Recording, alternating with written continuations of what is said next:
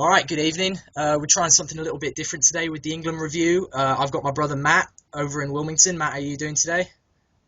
I am fine, thank you. Our connection's not brilliant, so who knows how this is going to go. But we're doing a bit of an experiment here. Obviously, we had the international break over the last, fortnight or so, and we're both just chomping at the bit to get some Premier League football back. But before we can do that, we're going to have to, we kind of have the formality of summarising England's two games.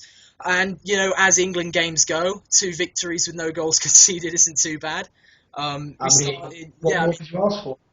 Yeah, exactly. I mean, not much we can do apart from win those games and not concede goals. Obviously, let's not bury the lead. Top story, England are going to France next summer. It is official. Book your tickets. Don't book them long term, but book your tickets. England are going to the Euros next summer. What are your thoughts on that and the fact that we've done it pretty much in record time? Right, I mean, we've done it pretty much. We haven't dropped that many points, if any, at all, if I recall. Exactly. We've scored a good number of goals. There were a couple of games I probably would have liked to see us get one or two more just to really drive home the point that we are England and we're here to win it. But, I mean, you can't complain with the quality of some of the goals that we have scored when we have been scoring them. So everything seems to be heading in the right direction. So right now, I'm absolutely fantastically pleased with it. Yeah, I mean, given that we're not going to, get carried away here. Given the group that we were drawn into, I would have absolutely expected us to qualify top.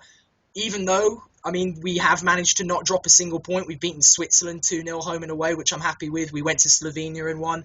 So those are a couple of tricky games. But all in all, England, we would expect England to do that. And, just a fun little fact, I do see the real poetry in us being the first team, apart from France, to qualify for the Euros, and in all likelihood we'll be the first team to go out. So it works out really well.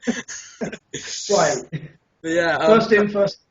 Yeah, exactly. But going on from that, Wayne Rooney, of course, is the top story at this hour. Us being Manchester United fans, our captain, the England captain, has broken another Manchester United player's 45-year record. Now, let's let that sink in. 45 years. It's quite an achievement. He's scored 50 goals. He's the first England player to ever score 50 goals. He did it with the armband on. What's your thought? Obviously, completely, utterly thrilled, especially, Manchester United captain, Manchester United legend, living, walking legend. Walking being the key term. Right, walking being the key term here. And I think just the poetry of him, the penalty at Wembley, it was, I was kind of pleased when he didn't score a second against San Marino on Saturday.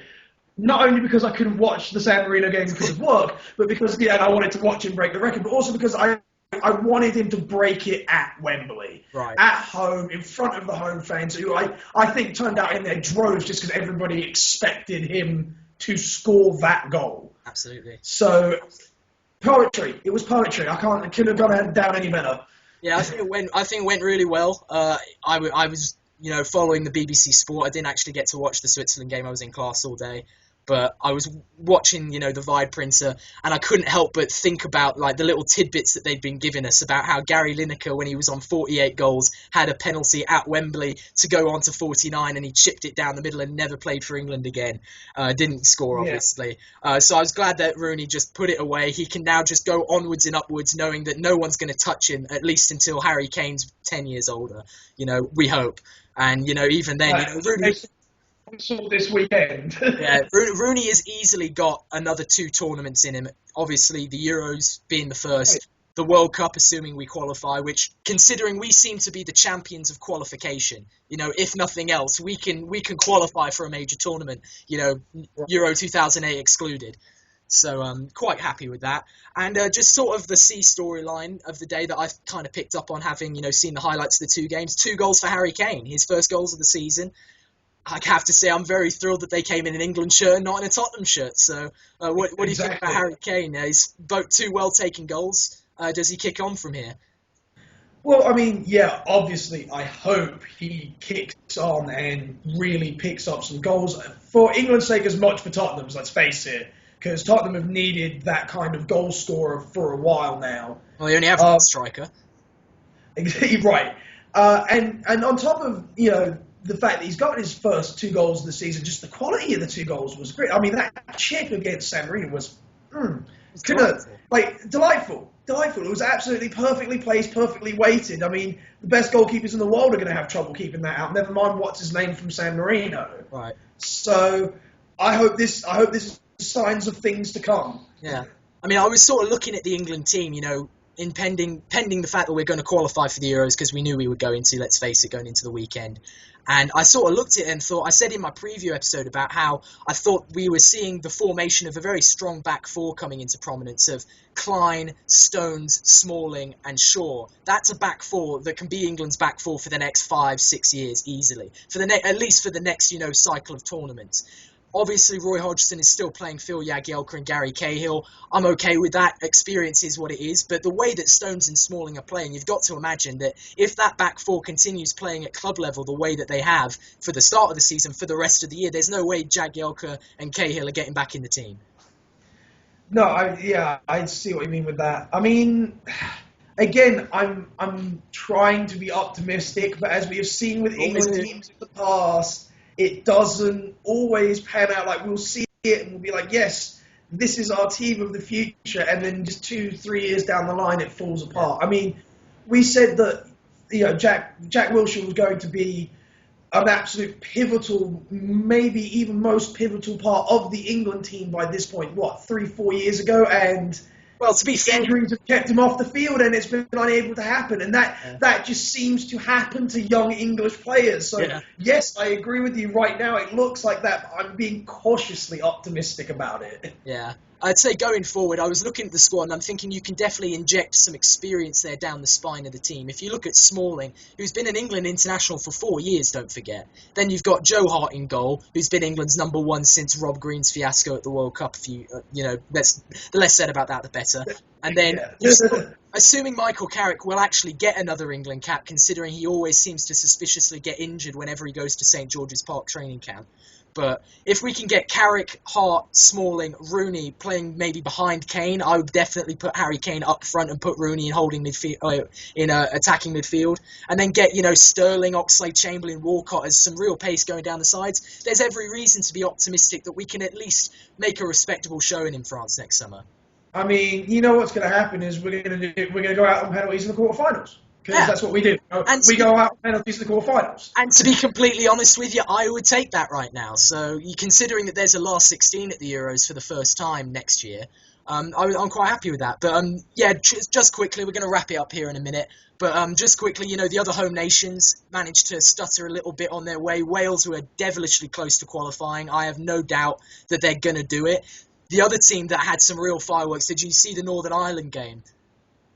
Yeah, I caught the highlights of that one. That was ballistic. I wasn't quite sure. I had to double check the scoreboard when I flipped to it because I was just watching the game. I was like, no, I'm not watching Northern Ireland right now. This is not happening. Yeah, they're the same situation that Wales were in. They needed 3 points to qualify. The only difference was their group is a hell of a lot closer than Wales's group is.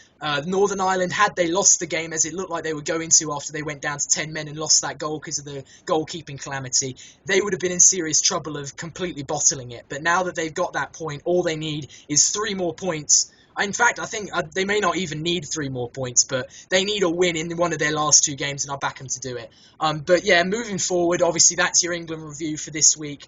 Hopefully, we'll come back maybe and do one next month if we can be asked. I mean, it's going to be it's going to be the last 2 qualifiers that really could not matter any less. We don't even have a record to cheer for. Moving forward, we've got a big game coming up this weekend. It's no secret, one of the biggest games on the footballing calendar for Manchester United fans. And I would say now that Man City have definitely separated themselves as a better side than Manchester United, as much as I hate to say it, they are a better team than we are right now. I think Liverpool is a much more attainable victory. That is a game we can really get behind and have some hope that we can actually win that one. If we were playing City, I don't know if I'd be so optimistic. But with Wayne Rooney having scored another couple of goals, albeit penalty kicks, do you expect him to go and score against Liverpool? I do. I think he's always kind of had a thing for scoring against Liverpool ever since his Everton days. So I do expect him to kind of take this momentum. He might not. I'm not predicting like a hat trick or anything, but I'll take one. Another one, maybe 2. I'd even take another one from the spot. As long as they're going in, Doesn't Yeah, really bother me. absolutely. Really, I think for me, this weekend is about the defence. We have to defend well against Liverpool because Liverpool have not been the sharpest, but they do have a great goal scoring threat in Benteke. So we're gonna have to be wary about that. Otherwise, we could get caught with a quick 1-2, and before we know it, be out of the running. I see where you're coming from with that, and I've got a couple of things to say, and I completely respect everything you just said. Benteke has scored one goal in the 4 games that Liverpool have played, and the fact I'm like I said, I'm not getting on Benteke. Wayne Rooney hasn't scored any in the Premier League, like whatever. But Christian Benteke has scored one goal, and it should have been disallowed, and it was against Bournemouth at Anfield. I think Chris Smalling can match up to him. I don't think Chris Smalling is going to have too many problems in the form he's in, keeping him quiet, especially because Liverpool like to play one up front. And if he's the one up front, Chris Smalling can say to Daley Blind, right, he's mine. You spray the passes out. I'll take care of his big arse, and we'll move on from there.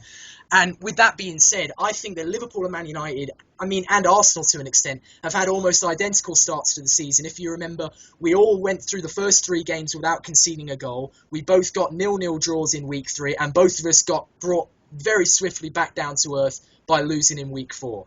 Obviously, Liverpool got brought down a little bit harder than we did, losing 3-0 at home to West Ham, but that's neither here nor there.